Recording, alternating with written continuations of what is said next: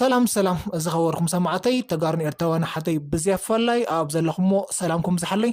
እምበኣርከስ ኩራታ ድመፅተይ ንሎሚ ናባኹም ቀሪበ ዘለኹም መደብ ብዛዕባ ጉዳይ ቤት ታይላ እዩ። ኣብ ዙርያ ጉዳይ ቤት ታይላይ ብዙሕ ሓበሬታታት ወይ ከዓ ብዙሕ ዘረባታት ኣብ ልዕሊ ቤት ታይላይ ዝዘረብ ዘለዉ ዘረባታት ፅቡቕ ዘይገልፁ ዘረባታት ይዘረቡ ዋላ እንተሃለዉ ኮይኑ ግን ሎሚ ድማ ብዛዕባ ቤት ታይላይ ሰበካ ጉባኤ ትግራይ ቤተ ክርስቲያን ዓዲ ሓውሲ መቐለ ኣባ ሃይለ ሚካኤል ወልደ ማርያም መሪር ዝኾነ መግለፂ ኣብ ልዕሊ ቤት ታይላይ መልእኽቶም እንዳመሓላለፉ እዮም እንሰምዖም። እምበኣርከስ ኩራታ ድመፅተይ ብዛዕባ ቤት ታይላይ ዝመሓለፍ ዘሎ ብካህናት እንታይ እዩ ዝመስል ከመይ እዩ ዝብል ሙሉእ ሓበሬታ ናባኹም ከብል ሓቢርኩም ክትፅሑ ብክብሪ ይዕድም።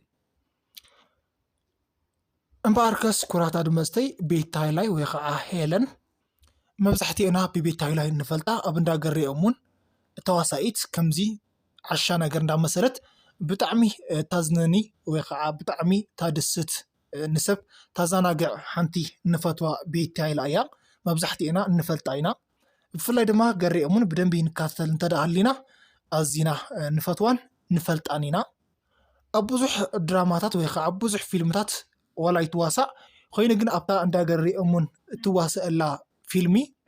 ኮይኑ ግና ኣብታ እንዳገሪኦምን ትበሃል ሰንበት ተሓልፍ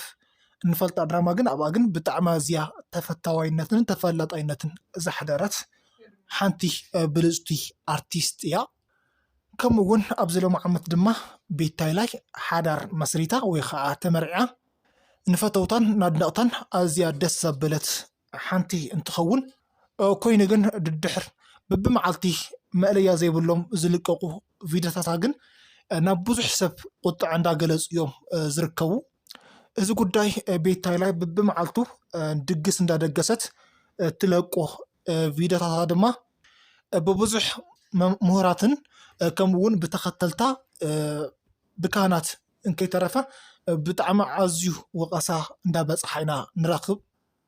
እቶም ትገብሮም ስራሕቲ ንዓና ዘግድሰና ወይ ከዓ እንተመልከታ ኮታስ ንማንም ሰብ ዘያግድሶ ጉዳይ እንትኸውን ኮይኑ ግን ብሓፈሻ ብሓደ ትግራዋይነት ኮይንካ ትሪኦ ተለካ ኣዝዩ ኣፀያፍ ስራሕ ይስራሕ ከም ዘሎ ኩሉ ሰብ እንዳተረድኦ ዝመፀ ሓሳብ እዩ ክንብል ንኣምን። ማለት ሓደ ሰብ ድላዩ ክገብር ነፃነት ኣለዎ ወይ ከዓ ፍቃድ ኣለዎ። ኮይኑ ግን ንትንሱ ድላዩ ዝገብሮ ንካሊእ ሰብ ይጎድእ ከየሊ ወይ ከዓ ሓንቲ ከም ዓዲ እውን ከም ሓንቲ ትግራይ እዛ ፀርፍ ተግባር ዝገብር እንተደኣልዩ ግን ተኣለ ክበሃል ግድን እዩ። ስለዚ እዛ ሓፍትና ቤት ታይላ እውን ብብዙሕ ሓበሬታታት ወይ ከዓ ብብዙሕ መልእኽቲ ኣደብ ግበሪ ዝብል መልእኽቲ ዋላ እንተመፃ ንሳ ግን እዚ ከም ታራ ነገር ብምሕሳብ በብመዓልቱ ኣፀያፊ ዝኾነ ቪድዮታታ እንዳለቐቐት ኢና ንሪኣ ዘለና። ነዚ ኣፀያፊ ቪድዮ ክንብሎ ዘኽእለና ምክንያት ሓደ ከም ሓንቲ ኣርቲስት ወይ ከዓ ከም ሓንቲ ተዋሳኢት ክትውክል ኣይትኽእልን ማለት ድማ እቲ ትገብሮ ዘላ ስራሕቲ ትኽክል ከም ዘይኮነ ንኣምን።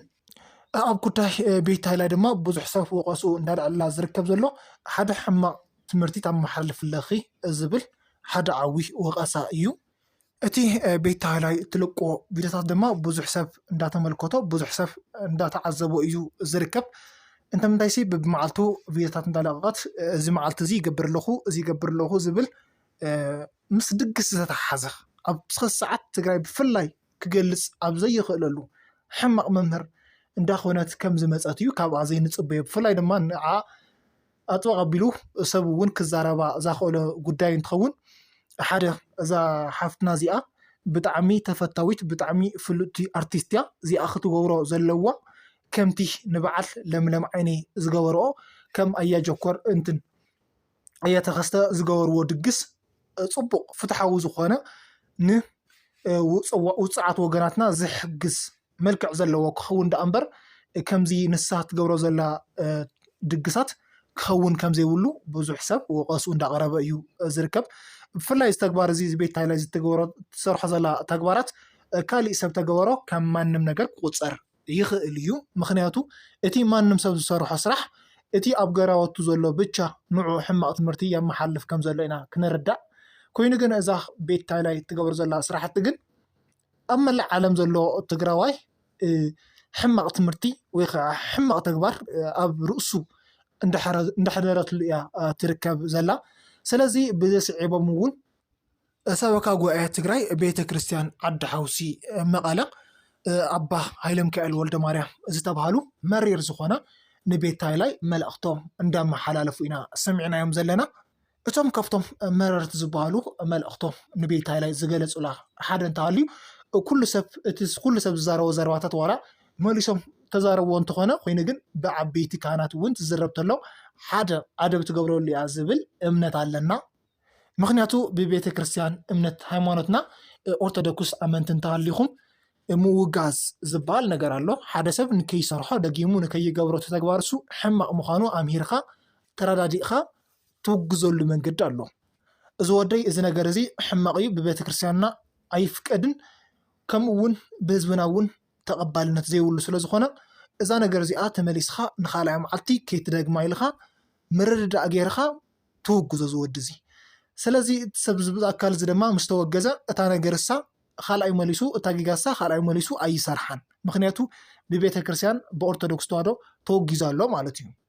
ስለዚ እዞም ኣባ ሃይለ ሚካኤል ወልደ ማርያም ዝተባሃሉ እውን ንቤት ሃይላይ ካብዛ መሓልፎ መልእኽቲ እዛ ጓለይ ዝብል ኮይኑ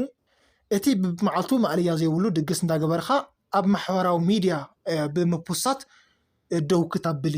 ዝብል መልእኽቲ እዩ ምክንያቱ እዛ ተዋሳኢት እዚኣ ክትገብር ትኽእል እያ ኮይኑ ግን ናብ ማሕበራዊ ሚድያ እንዳፖስተትካ ሕማቕ መምሃሪ ክትገብርና ሕማቕ ትምህርቲ ክተመሓልፍልና ኣይንደልን ዝብል እዩ ሓደለ ወላድደ የብልኺ ዝብል መልእኽቲ ሓደ በቤተ ክርስቲያን ብዙሕ ወቃሳታት እንዳመፀና እዩ ትናይ ትግራይ ሰበካ ጉባኤ ቤተ ክርስቲያን ንምንታይ ኣብ ማሕበራዊ ሚድያ ዝግበሩ ሕማቓት ዝኾኑ ስራሕቲ ዘይውግዝ ንምንታይ እዩ እሞ ድማ ኣብ መቐለ ከፍ ኢሉ ኩሉ ነገር እንዳረአየ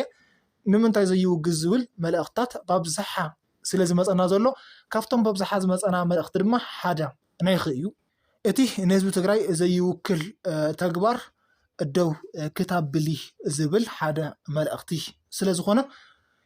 ነዚ ክትተግብርዮ በትሕትና ንሓተኪ ክብሉ ይስምዑ